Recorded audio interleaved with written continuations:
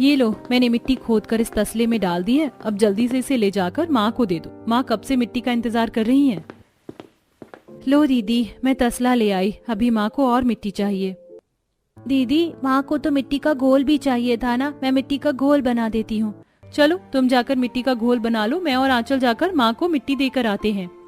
आखिरकार अर्चना, आंचल और पूनम, इन तीनों बहनों की माँ शोभा ढेर सारी मिट्टी से क्या कर रही थी और क्यों वो तीनों बहनें हड़बड़ी में बार बार तसला भर के मिट्टी ले जाकर अपनी माँ को दे रही थी। हाथ के पंखे में भी जान नहीं बची है। पंखा करते करते हाथ दर्द हो गया मेरा तो। शुरुआत के दिनों में ही इतनी ज्यादा गर्मी पड़ गई है, न जाने आने वाले दिनों में कितनी भयानक गर्मी पड़ने वाली है। ये टेबल फैन भी हफ्ते भर से ठीक होने के लिए गया है, लेकिन अभी तक वापस नहीं आया। माँ, बहुत ज्यादा गर्मी लग रही है और प्यास भी लगी है। ठंडी ठंडी कुल्फी दिला दो ना, बाहर कुल्फी वाला आया है। अभी माँ के पास पैसे नहीं है, वरना वो तुम्हें कुल्फी दिला देती। ऐसे जिद मत करो, रुको मैं तुम्हें पानी देती हूँ। आंचल जैसे ही बर्तन से पानी निकाल कर अपने भाई रंजीत को पीने के लिए देती है तो वो फौरन गिलास जमीन पर फेंक देता है, जिसे देख। तुमने ग्लास ऐसे क्यों फेंक दिया? खुद इस बर्तन का पानी पीकर देख लो, कितना ज्यादा गर्म हो रहा है। इतनी गर्मी में आप मुझे गर्म पानी पिला रही हो, मैं कभी आपसे बात नहीं करूंगा। रंजीत रोता हुआ बाहर चला जाता है। वहीं घर में बैठे सभी की हालत गर्मी से काफी ज्यादा खराब हो रही थी।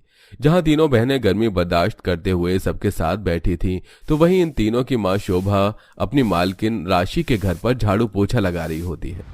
जल्दी से काम खत्म कर, मालकिन से थोड़े पैसे ले लेती हूँ। आज घर जाते हुए सबके लिए ठंडी ठंडी मटका कुल्फी लेकर चलूंगी।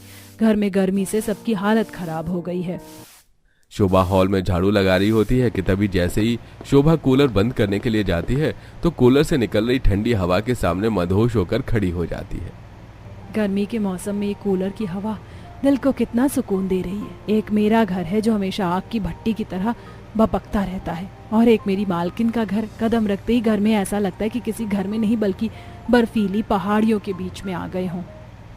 शोभा कूलर के सामने खड़ी होकर ठंडी हवा ले रही थी कि तभी वहां उसकी मालकिन राशि आती है और कूलर का बटन बंद करते हुए कहती है, मुझे लगा कि ये महारानी यहाँ पर साफ सफाई कर रही हैं, लेकिन नहीं, ये तो कूलर की हवा खा रही हैं। कूलर की हवा के साथ साथ ठंडा जूस भी ले आऊं मालकिन आपके लिए? मालकिन माफ करिएगा, बहुत ज्यादा गर्मी लग रही थी इसलिए 5 मिनट कूलर के सामने खड़ी हो गई। तुम्हारे 5 मिनट हो गए हो तो अब झाड़ू भी लगा लो।